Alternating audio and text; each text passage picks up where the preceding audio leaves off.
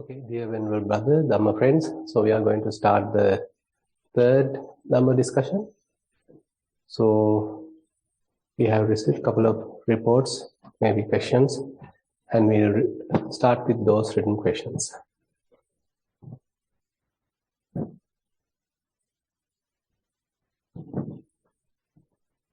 Thank you, Bhante.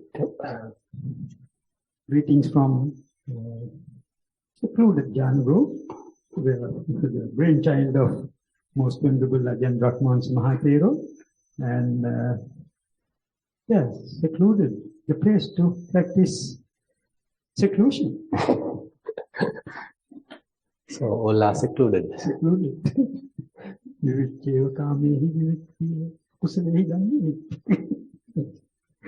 And Bhante, there are 11 questions today, right, including yesterday's Zoom question. So Suranga very kindly has written it down here. Right. So we'll take it first. And also, I think I'll take this opportunity to thank Suranga. I understand he is leaving tonight. Mm-hmm. So we wish him thank you for coming and helping with the Zoom questions and Zoom program. So we wish you a pleasant trip back home. Bhante, this is the question from Zoom yesterday. Most respected Bhante, refer to yesterday's Dhamma sermon explanation about Lord Buddha staying at Sunyata Viharana on many occasions. Is it the same as Nirodha Samapatti? Please clarify. Thero Saranai. No, it is quite different. Actually, Nirodha Samapatti, when someone is staying, just according to Dhamma, when some Arahant or non-returner is staying, the maximum according to the Dhamma it is 7 days, but they are not often stay there, but sometimes maybe they are staying there. But on the other hand, the emptiness, dwelling, being in the emptiness, so what we call the Sunyata Viharana is something quite often mentioned that the Arahants and the Buddha, often they stay there. It becomes very much like a natural dwelling place for them. There are certain verses available in the Dhammapada Arahanta Vagga, Sunyato Animitto Cha Vimokko Yesa Gocharo, Akaseva Sakuntalang Padantas Durannaya. So like that, different verses are there, few verses are there, telling that Sunyato Animitto. So emptiness and the signlessness are very much like their Gochara Bhumi, their pasture, and that is how they are maintaining their mind. So that is a natural dwelling as we can see from the according to the Dhamma.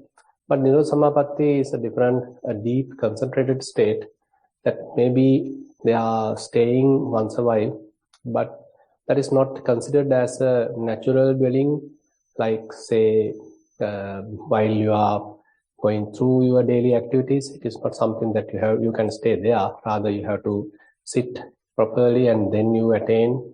And it's a very specific kind of an attainment.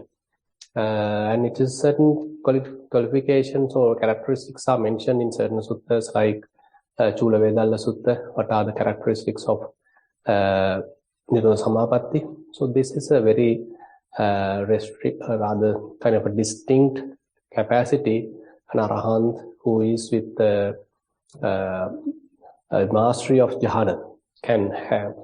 And again, it is typically mentioned it is possible even for a non-returner. Again, the must is that the mastery of Jhana is something necessary. Yeah. Thank you, Bhante. There are two similar questions, which we will take last. Okay. Yeah. Dear Venerable Bhante, I have been practicing mindfulness for about 9 years. My primary object is Chittanupassanavan, that is mindfulness of mind. Then sitting meditation. Soon after closing eyes, going to unknown place, which I don't have any control. It's like unconscious. Last year, when I wrote this question, Bhante advised me to try to keep eyes opened Today, something happened in my sitting meditation and fell down to the floor, right side with the noise. I was conscious after falling. I beg your pardon from all the yogis for disturbing. I kindly request your advice, Bhante, to improve my practice. Thank you, Thero and Saranam. So, may I know who has written it?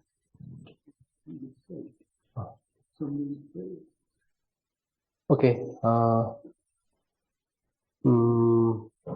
Correct? Okay, yeah, good. So if you could pass the mic to her, because I saw that even while I am going through the Dhamma sermon, your neck bends, and is it like that? No, Bhante, today I didn't know anything. Just all of a sudden I fell to this side today. Right. So previously I was went to the front, but this time this was just not. It was gradually before, but this is all of a sudden fell onto the floor with the noise, right side. Right. So, can you explain a little bit about your practice? What were you doing? What was the typical practice that you get involved with? I don't do anything. I just only close eyes and just stay. No, I mean, before arrive this state, what were you practicing? It's few years I am in this situation. Sorry, few years. Yeah. So, okay. What are you doing? What are you experiencing while walking? Walking, mind is shuttle, and then I can walk without any disturbance. Yeah. So in sitting also. No. Are you familiar with walking? Are you often involved with walking, or you are not walking at all, but prefer to sit long? No, I do walk. Walk. Okay. So during walking, where you are keeping your attention? First, I do like left, right, and then lifting, taking like that, facing like that, and then looking at the mind. Looking at the mind. Yeah. So what is there in the mind? Really, the thoughts come in, and then sometimes I could recognize, but sometimes when I can't recognize, but I recognize when it come back to the mind again. Come back to the mind. So, I mean, in general, during walking, I mean, is your mind free from thoughts? Mostly. Okay. Mostly, yeah. Free from thoughts. So, how about daily activities when you are doing with other activities? Is your inner chatter constantly there, or fairly quiet? Fairly quiet. Fairly quiet. Okay. Then, actually, can you come to that quietude immediately? Yes. Can. Fine. Are there times that you get angry or any kind of such kind of defiled state? Have you noticed them? Before it was, but now it's less. Very less. Very less. Okay. So then, actually, sitting, you have to be very careful in a way. So the thing is, now actually we can discuss these things during the Dhamma sermon. So when you are maintaining the emptiness, or we can call it even before that the signless concentration. So we can get even sort of absorbed to that. We can go too much deep there, very much like Jhana absorption.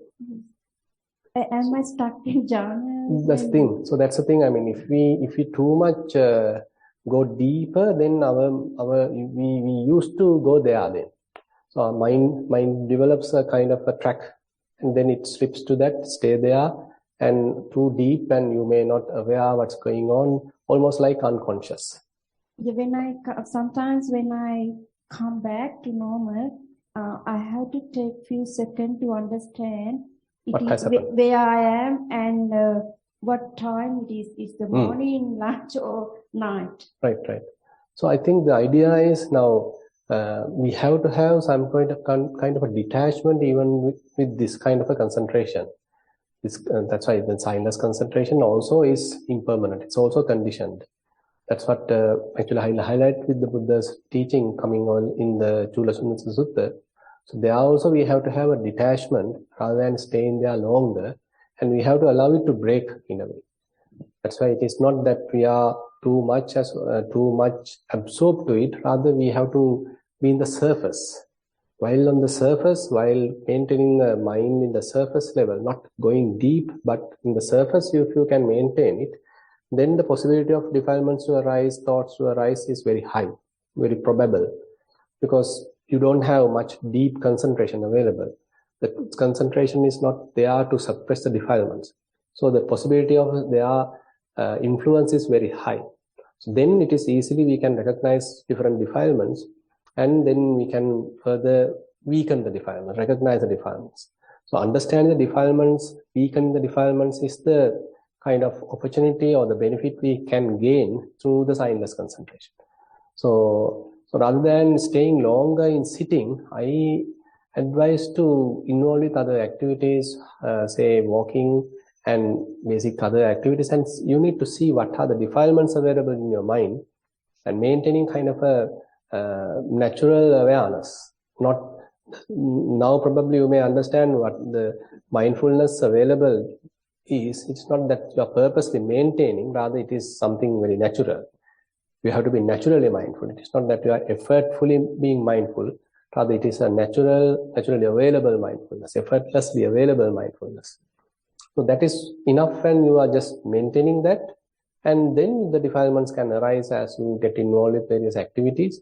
Then and there you need to recognize that, remove it, recognize how mind making happens, remove it. So likewise, it's a matter of reducing the defilements, recognizing the defilements. That is really important than just staying longer in the samadhi at this state. So don't sit longer.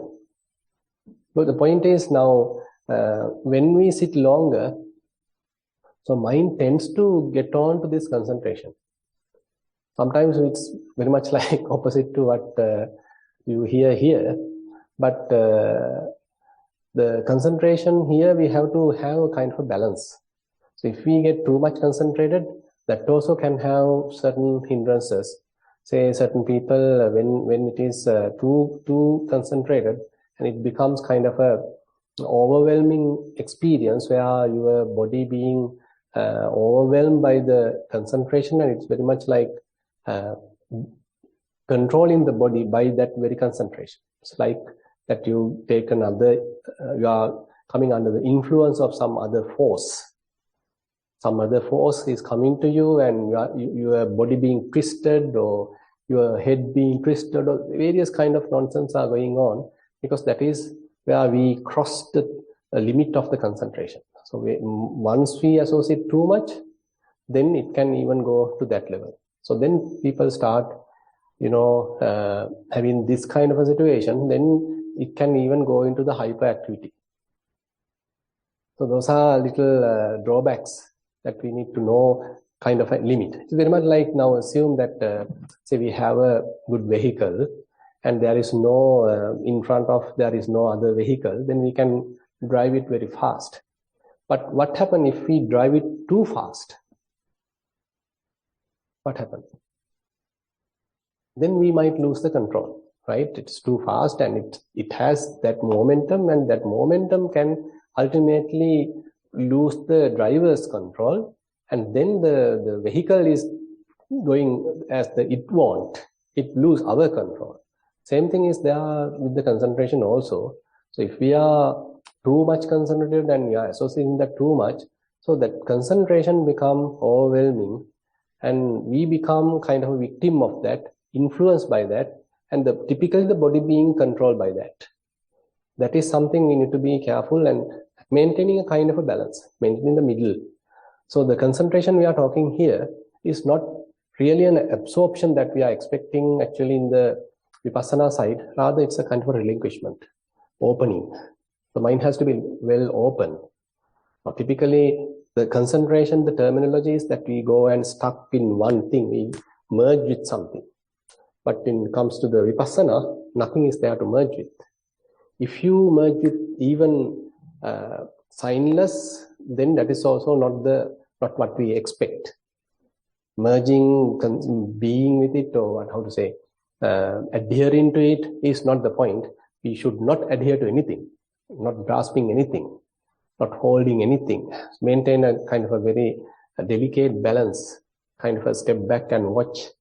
So that ability to experience a very soft balance is something necessary. Therefore, don't go too much into sitting.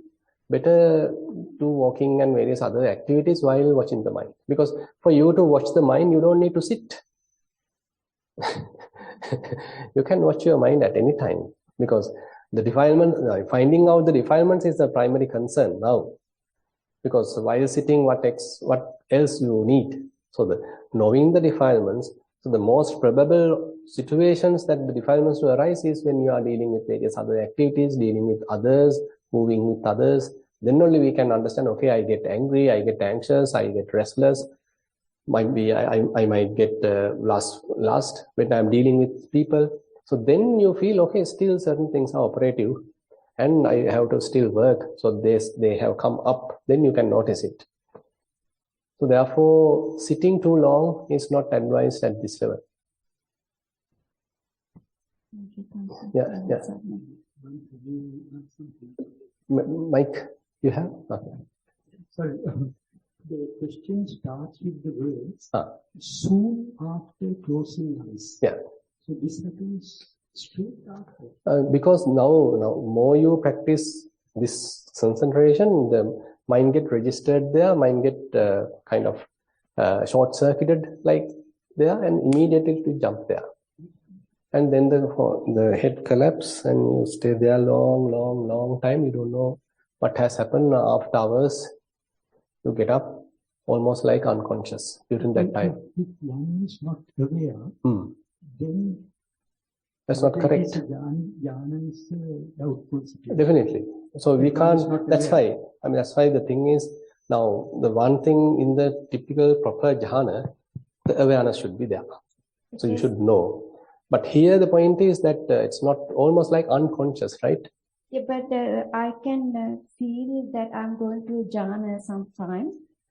So how you verify it? I don't know jhana, but the way that, so like shaking the body and just going up like that, as natala, that like No.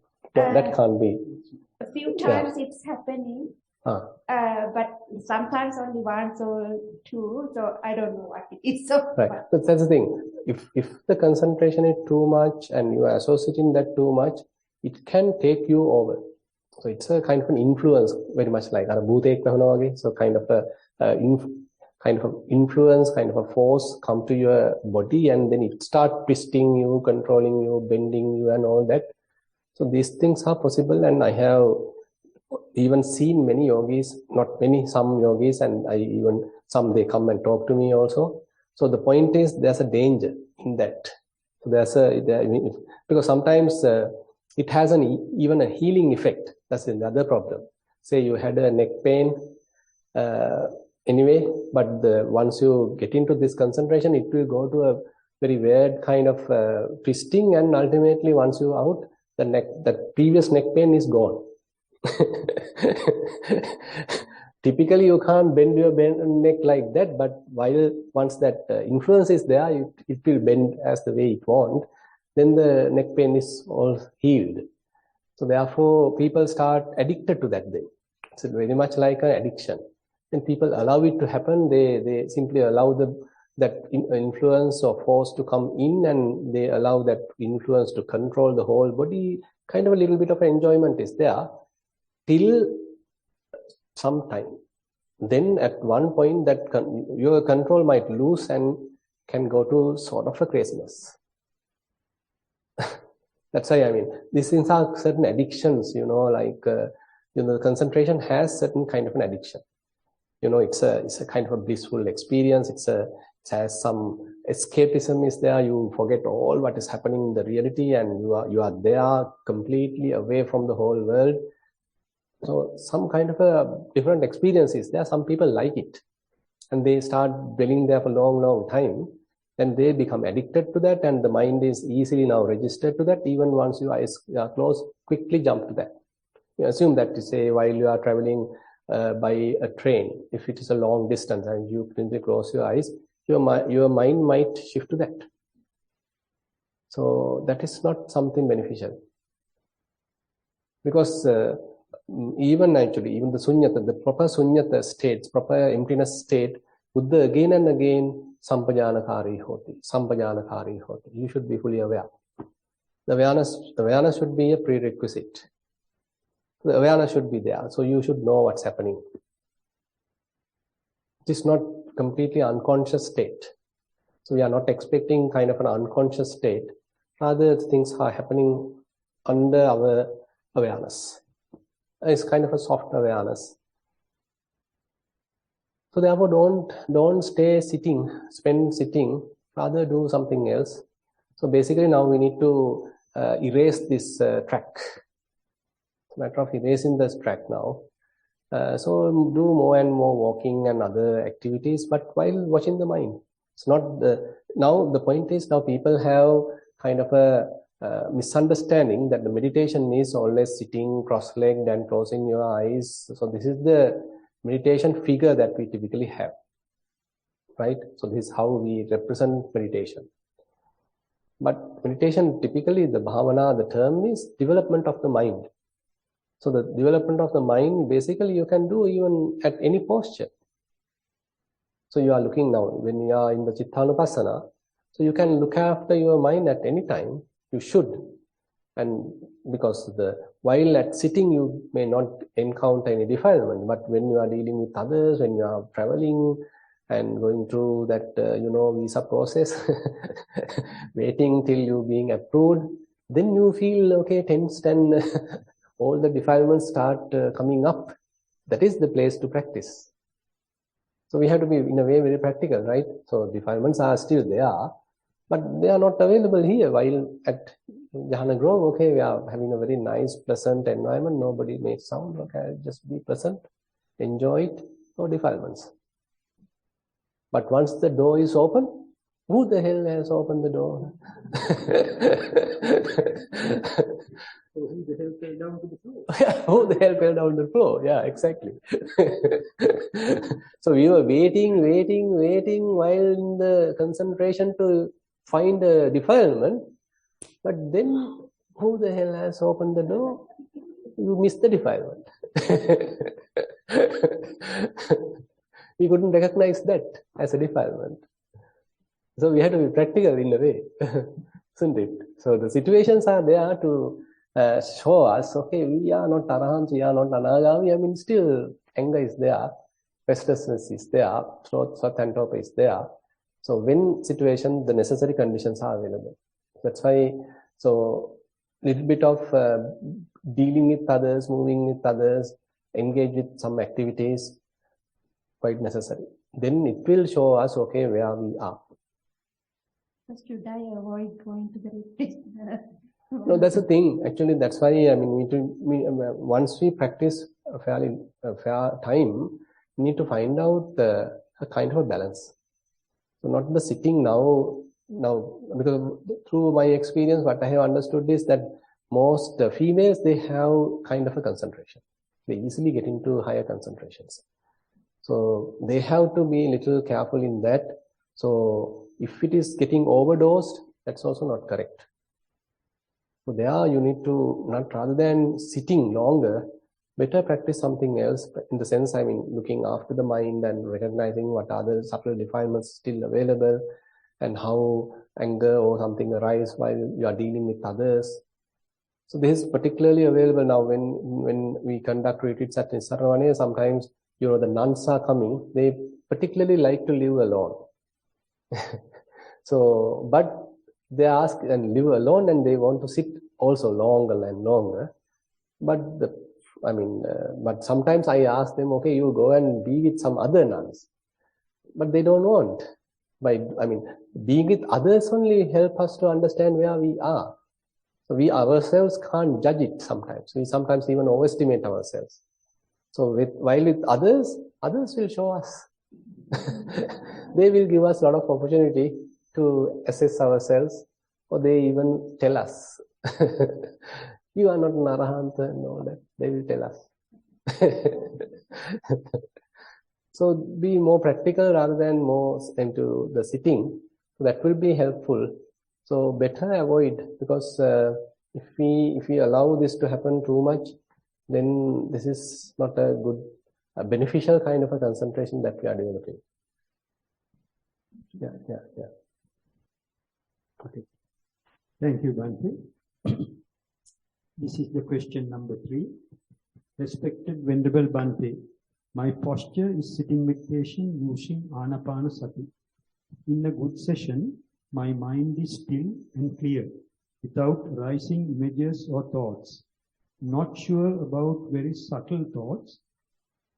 On 2 occasions, I saw 2 bright spots that shine out. My question is, how to progress to higher level?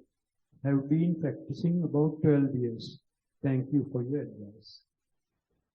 May I know who has written that? Me?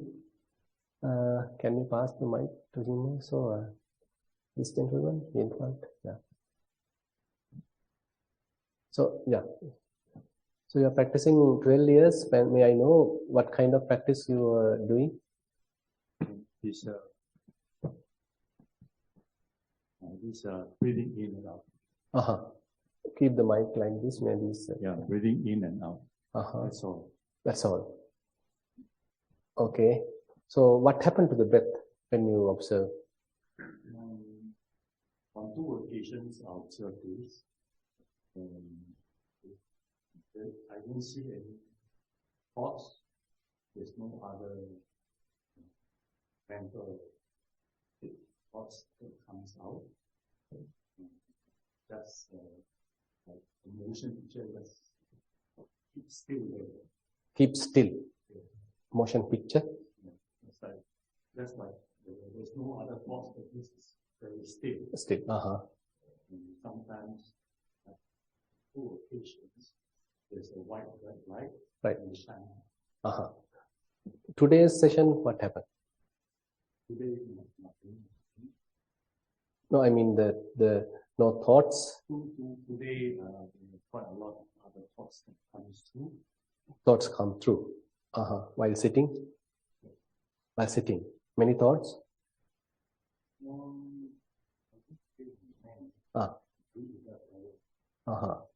So, I mean, when thoughts come, what you observe? You simply ignore them?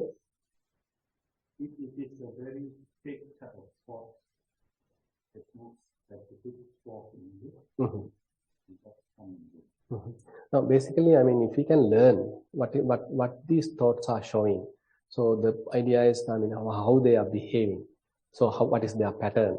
Like, there's a pattern, a common pattern to all of these different phenomena, conditioned phenomena. So, they have the nature to come up or to arise and to stay for a short time and then to disappear. So, this is something that we need to understand by this observation. So, we are learning what is their true nature. So either you observe breathing, so they are also, say, rather than simply just breathe, just observe, see how this breath or its sensation or the warmness or coldness, how that is arising, changing, disappearing. So somehow you need to come to the, the knowledge side, insight path. So just, I mean, no point of, simply watching the breath, but you have to fairly look at their nature, understand their characteristics, their behavior. That will give us an opportunity to understand their true nature. So otherwise now say we are simply watching breath doesn't give us much insights. So if you refer Anapanasati Sutta in the Majjhima Nikaya, so Buddha explained this whole practice in 16 steps. In those 16 steps, the first 4 steps talking about the body-related, kaya-anupassana-related stuff, and helping ultimately the breath to calm down, and almost like breath disappeared. And then maybe pleasurable sensations are there, kind of happiness is there, but still he asks us to look at it objective. It is kind of a happiness, it is kind of a joy, it is kind of a pleasantness. That also come and go, that also come and go. From that angle, we have to look at. Rather than experiencing that and, attached to that, now you again step back and see, oh, this is also a pleasantness, this is also a pleasurable feeling. This is also happiness. It also doesn't belong to me. It has a nature to come, nature to change, nature to go. Then all that might even disappear. There is no much feelings now. Maybe various perceptions come. That also come and go. They also have the nature to come and go. And then Buddha asked to look at the mind. So there also various thoughts are again coming and going, coming and going. So the point or the result of this kind of practice is that we don't much attribute value to thoughts there. Because we understand either they are wholesome thoughts or unwholesome thoughts. They both have the same nature. They have the same nature in the sense they come and go. They are subject to arising, subject to pass away. So this is a very significant insight we need to gain through observation. So try to learn that, and when it is there, so the mind will naturally drop it. Rather than holding it, rather than get trapped in them, it will naturally drop it. And it will then start, we can say, not hold it to anything. It does not hold the bodily phenomena, it does not hold the feelings, it does not hold any perception, any signs, does not hold even any kind of a mental thought, because no point. All are coming and going, all are impermanent, all can't give us lasting happiness, all are ungovernable, all are non-self. So you are not holding, no point of holding. Then the letting go process is more natural. So if you can align your practice to this kind of a direction, then that would be better. So, I mean, are you practicing walking also? Okay. There are you experiencing, what is your experience while walking? That's the step that you move in, the first step. You feel there's a comfort. You can feel the softness in it. Right. And then you move from hold. Resting of the toes, so you can move forward. So those, now even there you can see how that, say, softness, how it begins, how it might change, and how it disappears. So all are telling us the same story, teaching us the same characteristic. So we need to observe that, by the way. So when through observation only it will be thoroughly understood by the mind, then the process may naturally grow as a cause and effect relationship. So basically, even while walking, you can observe how these things are coming and going, arising and passing away, changing that. And even they are naturally, if you look at thoughts coming, that also see how they are coming and then disappearing, coming and then disappearing. And probably then mind can become even empty. See whether you can simply be in that emptiness, not put into any place. So far, none of the thoughts has repeated. So repeated in the sense, it came and gone, it didn't come again. Okay, go on for it. Good.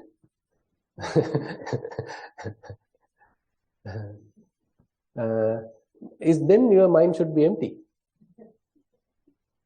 The moment of stillness, I thought mind. The moment? The moment of stillness, where there's nothing arising. Right. I thought my mind. So good. I mean, it can happen. So when you are practicing anapanasati, so it can happen. At that moment, you should not put your attention to any place as an object. So if you are coming back to the body as, or trying to recognize in-breath and out-breath, then again you are coming back to the form aggregate. Or if you are putting back to a feeling, then you are coming back to the feeling aggregate. So when everything is dropped, try to keep unattached, not grasping anything. If you can maintain that, then we are getting to another area of vipassana. Can? Okay. Yeah. Thank you, Bhante. This is question number 4. Dear Bhante, my question is in relation to, I believe this word is panya, from this spell. My question is in relation to panya siksha. I used to practice the samatha, within brackets, inhale, exhale method for a long time. The only outcome I experienced was joy, bliss, and maybe rapture. But after getting into vipassana practice, I felt that I had some direction to pursue the practice while attending to daily chores. I could experience the body sensations of the 4 elements and contemplate on it for long hours. Can I please know if I am heading in the right direction? If I am, how do I fulfill the Pratna 6 hours from there onwards? Thank you very much, Bhante, with much gratitude. Yeah, I think that's what we are discussing here. So while sitting, so if you have fair amount of concentration, focus, attention available, now it's a matter of observation, investigation. Now even there, say Buddha beautifully mentioned, so once fair amount of mindfulness is available, so what next do you need to do? Tata sato viharanto tang dhammang panyaya pavichinati pavicharati parivimansang apacchati. So when you are mindful, certain phenomena are there. Now you closely look at it, examine it, investigate it. So this will help to develop what we call the Dhammavichaya Sambojjhanga, the investigation factor. So, we need to do it purposely, then only is the possibility of this knowledge to arise. So therefore, if you are, you can do it at any place. So it's not essential to sit, Dhatu Manasikara, the elements meditation, you can practice at any posture. So more and more you recognize it, so you will understand, okay, there are nothing much, just the mere elements are there. So you get that perception. Previously we had the perception of a person, an individual, I, but later you have, okay, there are nothing much, just the mere elements are operating. Inside also elements, outside also elements. So likewise your understanding will grow. So I just talk with respect to the elements part. So likewise, so you can go with the feelings, perceptions, formations, etc. But if you talk particularly the elements, you will see whatever physical is nothing but elements. So the dispassion may arise so that we can grow in the path. So I feel that you are in the correct track. Yeah. Thank you, Bhante. This is question number 5. Dear Bhante, is it necessary to contemplate past life to verify the existence of rebirth cycle? Is contemplating past life considered imagination which requires thinking that is similar to metta meditation? What is the benefit of contemplating the past life? Is Buddha teaching, if Buddha teaching encourages this contemplation? Thank you, Bhante. Sadhu, sadhu. Certain suttas are there actually talking about the Pupe Nivasanusthi Jhana and then understanding many past lives. So certain suttas talk about it. But the problem is now even someone who has Jhana doesn't guarantee that he has this capacity. So it's understanding the Pupe, or rather developing such a psychic power is another strenuous practice. You need to master Jhana and then only one may have it. Then only one is thoroughly capable of doing it. The point is, during the Buddha's time, maybe people have that ability. But nowadays, very rare. So that's why, so people may have Jhana, but mastery of it to the level of Pupe Nivasanusati, I haven't heard many are having that capacity. Now, on the other hand, there are other techniques mentioned in certain other books, not in the suttas, by the way, using certain other vipassana knowledges to look at your previous lives. But thing is, there is no guarantee. So whether we see the true information or it is an imagination of ourselves, it's very difficult to verify. So therefore, and again, it is not a must. That's the point. So that if we think, okay, it is a must to look at our previous lives to progress, so that is something not necessary actually. Maybe you are coming to the wrong understanding, thinking that sometimes the Patissamuppada in a commentarial level, they describe based on 3 lives: past lives, present life, and the future life. So that may be the indication coming to you, okay, I need to see the past life. But Patissamuppada explanation with that kind of a 3-life division is something sometimes actually we can't accept. And if you refer Most Venerable Karukurunda Jnananda Thero's Dhamma sermons, he, with enough evidence, explained that this Parissauppada has to be applied in this life, in the present life, and in the momentary experience. Whenever we are going through the building up of the suffering, so that scenario can be applied, can be explained through the flow of the Parissauppada. So therefore, it is not necessary, not a must to look at past lives to progress in the Vipassana. Yeah. Thank you, Bhante. This is question number 6. Venerable Bhante, I have 2 questions. What are the sutras that will help understand about Anapanasati? 2. Have there been any devotees who were Jati Sotapanna in Buddha's time? Appreciate your kindness in explaining. Everyone, 7. Okay, we'll come to the first question. This Anapanasati is often explained. Very best explanation is available in the Majjhima Nikaya Anapanasati Sutta.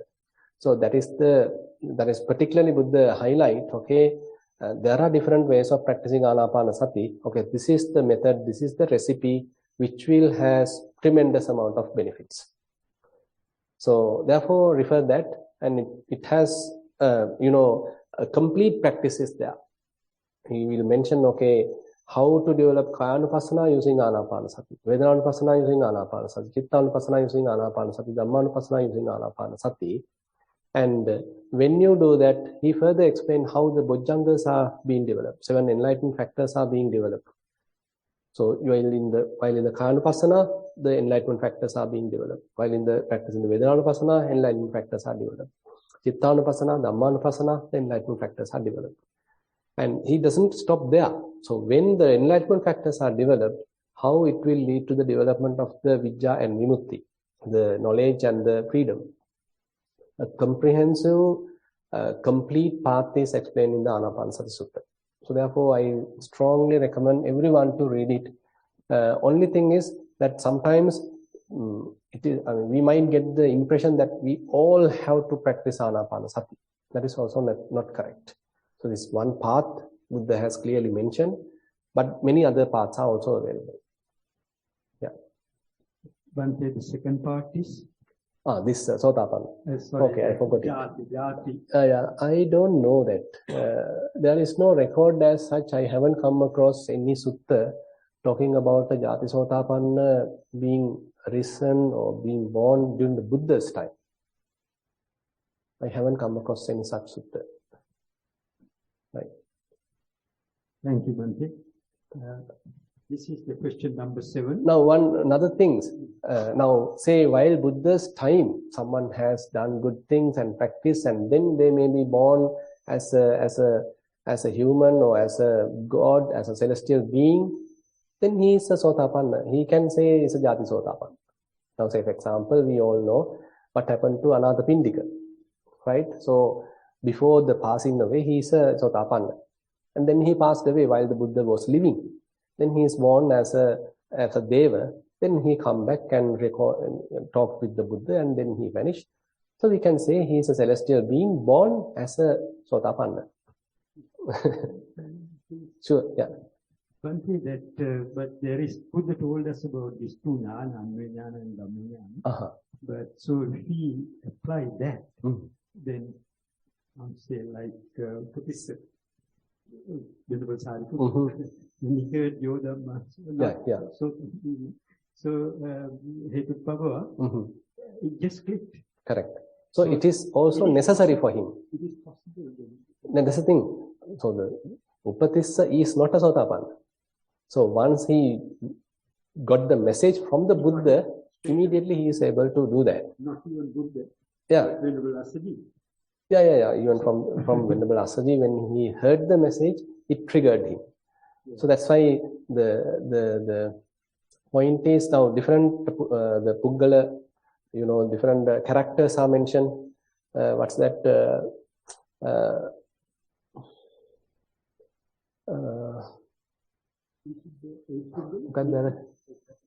Right. Uggati Tanyo, Vipati Tanyo, Neyya, Padaparama. So those are the characters, different individual categories mentioned. So the Uggadithanyo is a person who has a lot of developed capacity.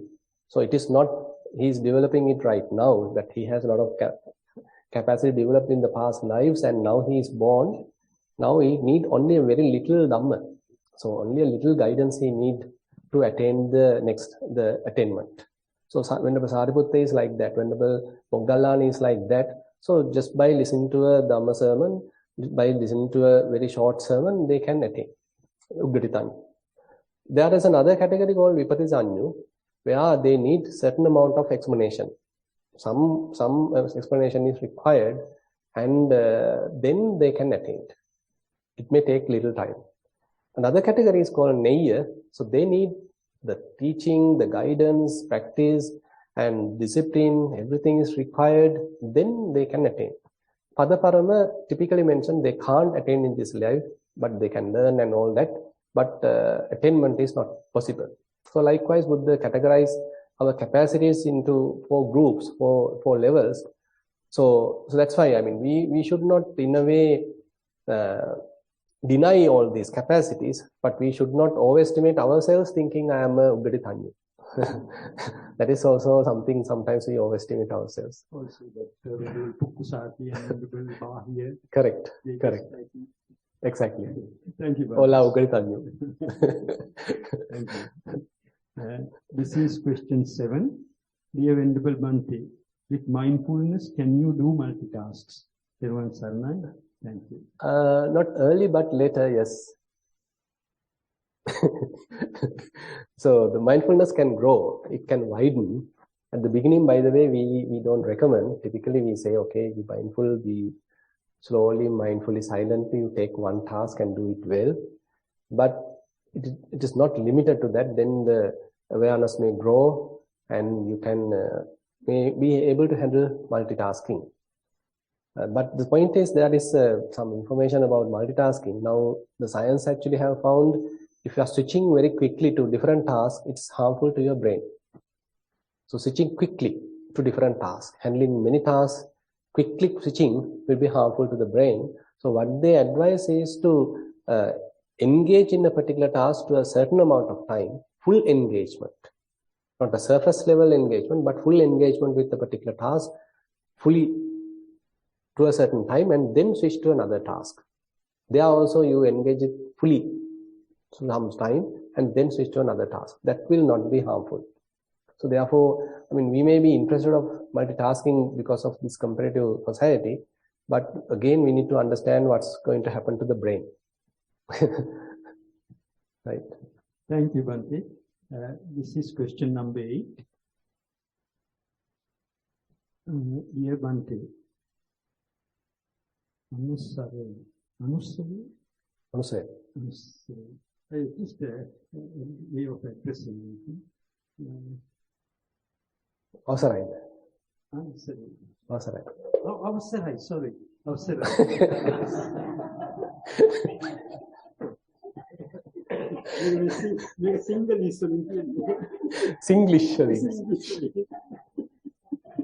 Singlish. Avasarai. After many years of Satara Satipatthana, especially the Kayanupassana, the body, in brackets Kaya, has become a state of knowing. The knower is just observing the knowing. Nothing else is there. Venerable Dhammajiva calls this status as Goje. Meditation is happening, but it is in a tasteless, within brackets, Niramisa situation, where it is happening all the waking hours.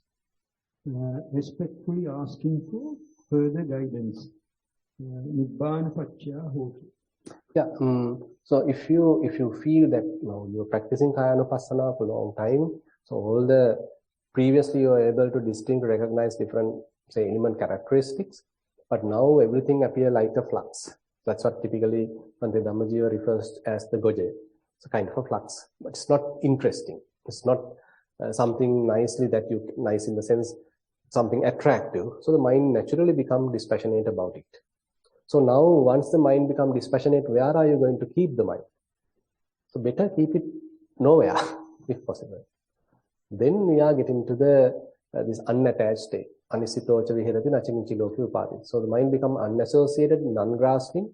So even through Kayanapasana may be possible.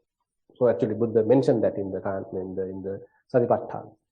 The point is, typically what happens is, now when we practice Kayanapasana, even though this potential is available, there's a fair chance that we go and grasp a feeling, a pleasurable feeling, kind of a blissful feeling, or any kind of a perception, any thought. So that possibility is still there. That vulnerability is still there. So that's why we probably can practice Vedananupasana, Chittanupasana, even to abandon that. Therefore, you can practice further walking, and now when kind of a dispassion arises because of this seeing the flux, you can look at your mind. What is happening to your mind? If the mind has any kind of little thoughts, any distractions, any feelings, you can let go of those also. Drop the thoughts also and keep it fairly empty. Attach nothing, hold in nothing. Thank you, Bhante. There is another English, it's not a question, but it is applicable to everyone, so I will read that last. This is the first Sinhala question. I will read in Sinhala first. Avasarai Swamin Wahanse. Satipatthana bhavanaවට අයිති වූ ධාතු මනසිකාර භාවනාව වැඩි වෙමි. අයේ ධාතු ගුණද අත්විඳ ඇත. කම්පන චංචලද අත්විඳ ඇත. කලක සිට ඇතිවීම සිහි නැතිවීම අත්විඳින්නෙමි. කලක සිට ඇතිවීම සහ නැතිවීම අත්විඳින්නෙමි. පසුව ඇතිවනවත් සමගම නැතිවීම වේගයෙන් සිදුවිය හැකි පජානාති වේ. දැන් කයක් කියා තිබුණා නම් ඇත්තේ එකම වේගයෙන් ඇතිවනවාට වඩා නැතිවන ගැහිමේ ප්‍රමාණයක් පමණි. මේ කාලයක් අවකාශයක් නැති ගැහිමේ ප්‍රවාහය නිතරම පවතින්නකි. සක්මනේද මේ පජානාති. පරියන්ත කොට්ටේ මත ඉඳගන්නේද පුද්ගලයෙක් නො මේ ගැහිමයි. පරියන්තයේ ඉඳගන්නා කය ටික වේලාවකදීම නිින්දකට මෙන් තත්වයකට වැටේ. නමුත් නිදි නැති මේ ගල් වී තිබෙන කය දිහා තවත් සතිමත් සිතකින් බලා ඉඳි. කාලයකට අයිති නැති මේ ගැහිමේ ප්‍රවාහය නිසා අතීතයක් තිබුණාද අනාගතයක් තිබෙනවාද යන දෝලනයක් ඇති වේ. දෝලනය. එදිනෙදා ජීවිතයේ නිින්දට ඇඳට හාන්සි වෙන්නේ මේ ගැහිමයි. টয়ලට් එකේ ඉඳගෙන කෘත්‍ය කරන්නේ මේ ගැහිමයි. CT කැමරාවක් ඔළුව මත සවි කර ඇතිසේය. රාගසිතක්, මෝහසිතක්, ද්වේෂසිතක් ඇති විටත් නැති විටත් මේ සතිමත් සිත අනදේ. මේ නිර්මල ගමනේ යන කෙනෙකුට මුණ ගැහෙන ධර්මතාවයක් මිස මෙහි අයිතිකාරයෙක්ද නැත. යටහත්ව අවවාදයක් දෙනවෙන් කරුණාවෙන් ඉල්ලා සිටිමි. ගරු ස්වාමින් වහන්සේට නිරෝගී සමාපත්තියම ප්‍රාර්ථනා කරයි. සම්පත්තිය. සම්පත්තිය. නිරෝධ සමාපත්තියෙන් ඒකනේ වැඩි.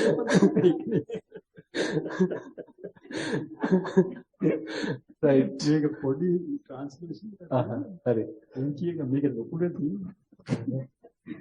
dear Bhante, අපි අපි සිංහලෙන් කියලා දාමු. ඕක because මේක අපි කොහොමද කතා කරනවනේ. ඉතින් මේකේ ඉතින් යන විදිහ හොඳයි. කොහොම දිගට කරගෙන යන්න. අපි දැන් මේ දැනුත් කතා කළේ වගේ තත්ත්වයක්. ඒ කියන්නේ දැන් අපි ධාතු මානසිකාරයක් වඩාගෙන යනකොට ඉතින් මේ තියෙන ධාතු කියලා වැටහෙනවා. අපි කලින් හිතේ මම ඉන්නවා, මම භවනා කරනවා, අහවලා තමයි මම තමයි ලොක්කා කියලා හිතන් හිටියේ. ඊපස්සේ ඉතින් ඕක හොඳට වඩන්න ධාතු වශයෙන් ඕක දකින්න. ඒතර එහෙම දෙයක් නෑ, සත්පුද්ගල භාවයක් නෑ. මෙතන මම කියලා ගන්න දෙයක් නෑ. මෙතන කයක් කියලා, අහවලෙක් කියලා දෙයක් නැහැ. හුදු ධාතු ස්වභාවයක් තියෙන, ධාතු ක්‍රියාකාරීත්වයක් තියෙන කියන තැනට හිත ඒවි. එතකොට එතන අර කෙනෙක් වශයෙන්, පුද්ගලයෙක් වශයෙන් අල්ලන්න දෙයක් නැති වෙයි. එතකොට දැන් ඒකම ඊට පස්සේ බුදුහාඳුර කියනවා මේක දැන් අපි ඇතුළත වශයෙන් බැලුවේ, අපේ කය වශයෙන්, මගේ කය වශයෙන් තමයි බැලුවේ. හැබැයි ඉතින් ඕක එළිය බැලුවත් ඔච්චර තමයි. එළියෙත් තියෙන ඔච්චර තමයි. ඉතින් එතකොට තමයි ඉතින් අර මනසේ පුදුම නිකන් කියන්න පුළුවන් එක්තරා අන්දමක එපා වීමක්, කිසි දෙයක වමනාවක් නොකර නැතිවීමක්, අල්ලන්න දෙයක් නැතිවීමක්, ග්‍රහණය කරන්න දෙයක් නැතිවීමක්. ඇති වෙලා හිත නිකන් එයාගේ පාඩුවේ ඉන්න සාධීනව ඉන්න මොකක්වත් ගෑවෙන්නේ නැතුව අල්ලන්නේ නැතුව හිර වෙන්නේ නැතුව ඉන්න පැත්තකට හැදෙන්න. ඒක හැදෙන්න දෙන්න දැන්. පුළුවන් තරම් හිත නිදහස්ව තියන්න. සැහැල්ලුවෙන් තියන්න. මනස ලව්වා අනවශ්‍ය විතර්ක කරවන්න යන්න එපා. ප්‍රපංච පුළුවන් තරම් අඩු කරන්න. හිතට බරක් දෙන්න එපා. හිත සංසුන්ව තියන්න. සැහැල්ලුවෙන් තියන්න. එතකොට ඉදිරියදා කටයුතු වලත් පුළුවන් තරම් ඔය ප්‍රපංච අඩු කරනවා කියන පැත්තට නැමෙන්න. ඒ පැත්ත මේ ඉගෙන ගන්න. මොකද එතකොට අපිට තවත් මේ ගමන වේගවත්ව යන්න පුළුවන්. Thank you, Bhante. This is the number 11, one before the last. Swamin Wahanse. අපගේ සිත මනස සියලු අවස්ථාවන් වලදී 18 ආකාරයකට හැසිරෙන බව අසා ඇත. අප නිින්දට පත්ව සිටින විටත් මනස ඒ ආකාරයෙන්ම හැසිරෙනවාද?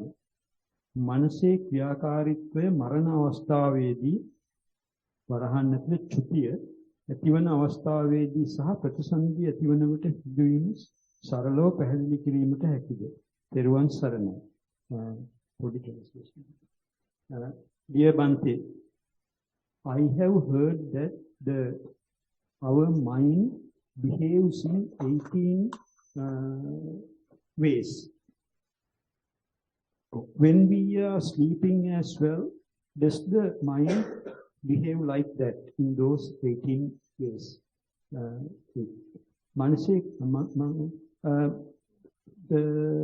Could you kindly explain in brief what is called the mind at the depth, which is called in Pali Chuti, Chitta, Saha Pratisandhya Ativanavita. Pratisandhya is the rebirth connection, isn't it?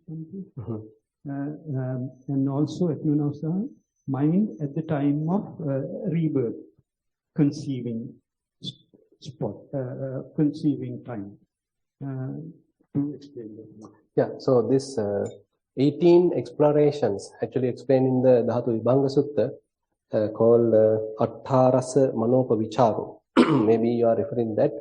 So Attarasa Manopavicharo. So Buddha mentioned, so when through eyes, when you see something, so you are tempted to look for something delightful, or you are tempted to something unpleasant, or you tempt to look at something neutral.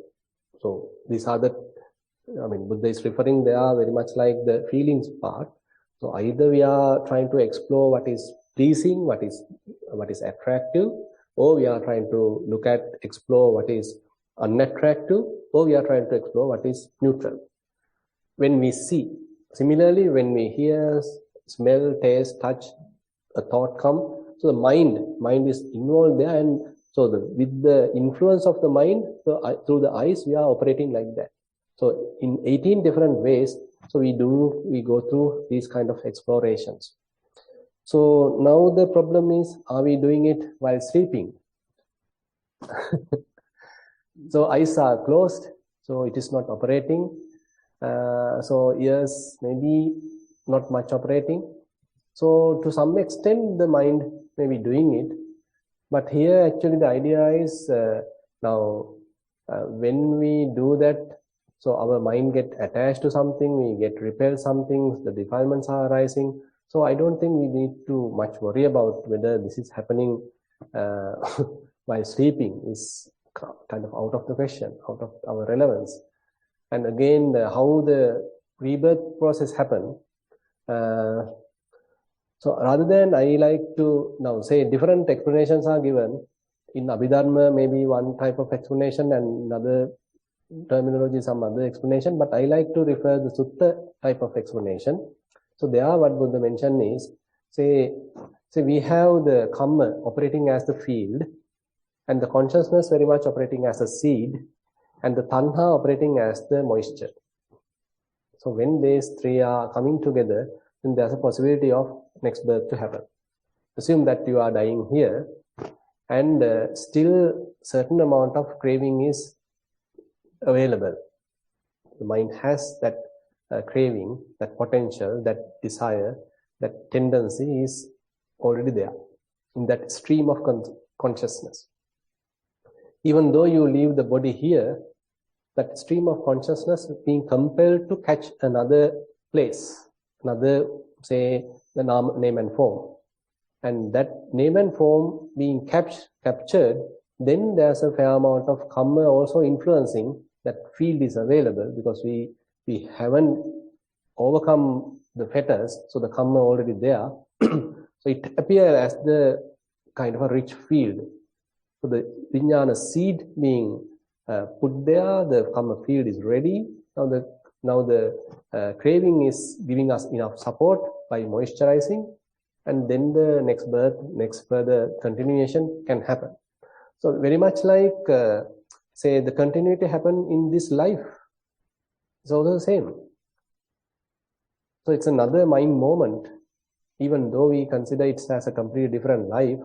So if we consider from the stream of consciousness it's another conscious moment. Only thing is we may have a different form. This physical form is now abandoned, but we may attach with a different new physical form. That's all the difference. Yeah, that's all, right? Thank you, Bhante. Okay. And this is the last question. It's a thanking question. It's not only, I think, from everyone, I guess. Dear Bhante, Venerable, a lot of us really benefited from this retreat as it is in English. Please come again next year and do a day please. Sadhu, sadhu. So say all of us. Too early to. Okay, that's all. Then we have the written questions. So we have spent 1 hour, a little bit more than 1 hour. Okay. We are all absorbed into the explanation. Okay, we will spend then a few minutes. If you have any more questions, otherwise a question, please raise your hand. Okay, good. I think that. Okay, then we'll wind up here, and then we'll have the Dhamma sermon as usual at 4:30 p.m. Thank you.